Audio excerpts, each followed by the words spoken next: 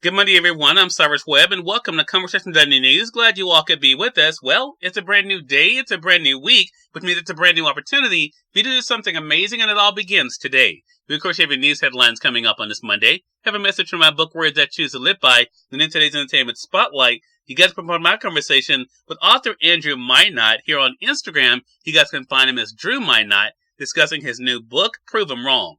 Enjoy today's broadcast. For Conversation Dundee News, I'm Cyrus Webb with your Monday headlines. In Mississippi news, Black Mississippi Capitol distrusts plans by white officials. Random gunfire, repeated break-ins, and a decaying water system are constant challenges at Mom Dream's Kitchen, the soul food restaurant that Timothy Norris's mother opened 35 years ago in Mississippi's capital. I have some cousins that live in Ohio, said Norris, who has spent most of his 54 years in Jackson and now owns the restaurant. They came last year. They hadn't been here in 22 years. They were completely shocked at Jackson, he said.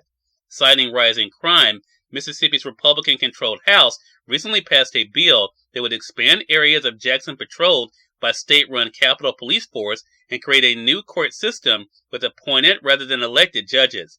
Both would give white state government officials more power over Jackson, which is the highest percentage of black residents of any major U.S. city. The state Senate has also passed a bill to establish a regional governing board for Jackson's long-troubled water system, with most members appointed by state officials. The system nearly collapsed last year and is now under control of a federally appointed manager.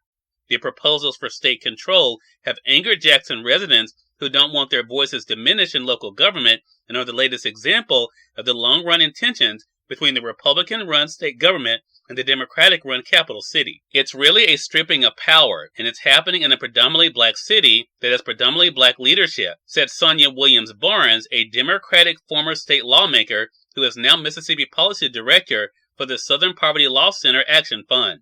You don't see this going on in other areas of the state where they're run by majority white people, she said. Norris notes state government officials have long been unwilling to help Jackson with the water system and other problems. We had to go through all this by ourselves, solo, he said. Now, all of a sudden, you want to come and take it and say, okay, well, we're going to take over. Treating us like kids. We're not kids, he says. Mayor Lumumba said the proposals for courts with appointed judges reeks of apartheid and plantation politics.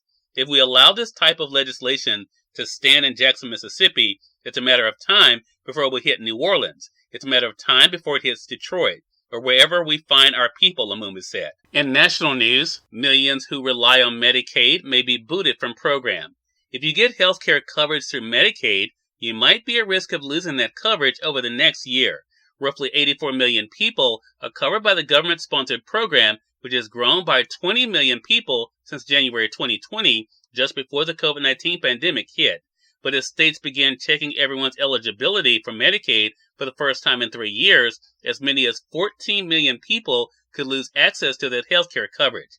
A look at why so many people may no longer qualify for the Medicaid program over the next year, and what you need to know if you're one of those who relies on the program, can be found by the Associated Press by going to their website at apnews.com. If you're asking, will you be notified if you're losing your coverage, the Associated Press warns if you rely on Medicaid for care, it's important to update your contact information, including home address, phone number, and email with the state from which you receive benefits. States will mail a renewal form to your home. The federal government also requires states to contact you in another way by phone, text message, or email to remind you to fill out the form. In international news, as Ukraine marks a year of war, leader vows to secure victory.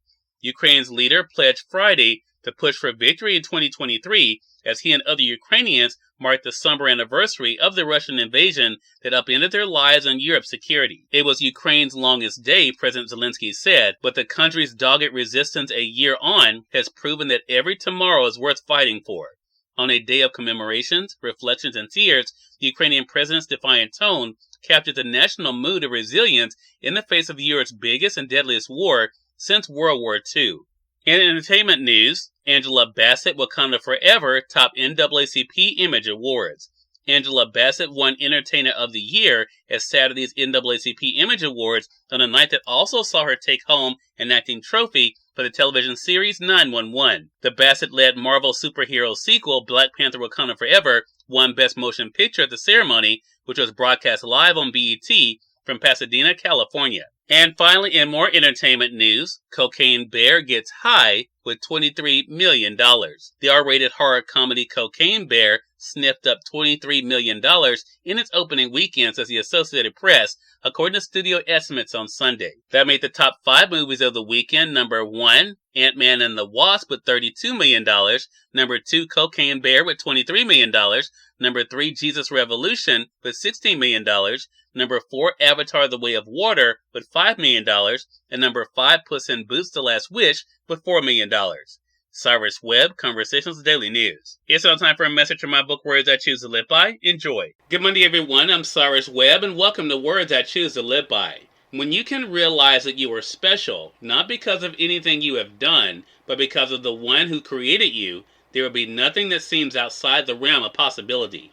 Now let's go have an amazing Monday. We are part of my conversation coming up with author Andrew Minott in today's Entertainment Spotlight. Stay with us. You're listening to Conversation Daily News. For Conversation Daily News, I'm Cyrus Webb with Entertainment Spotlight. Author Andrew Minott joined me on Conversations Live, the radio show, to talk about his amazing new book, Prove 'Em Wrong.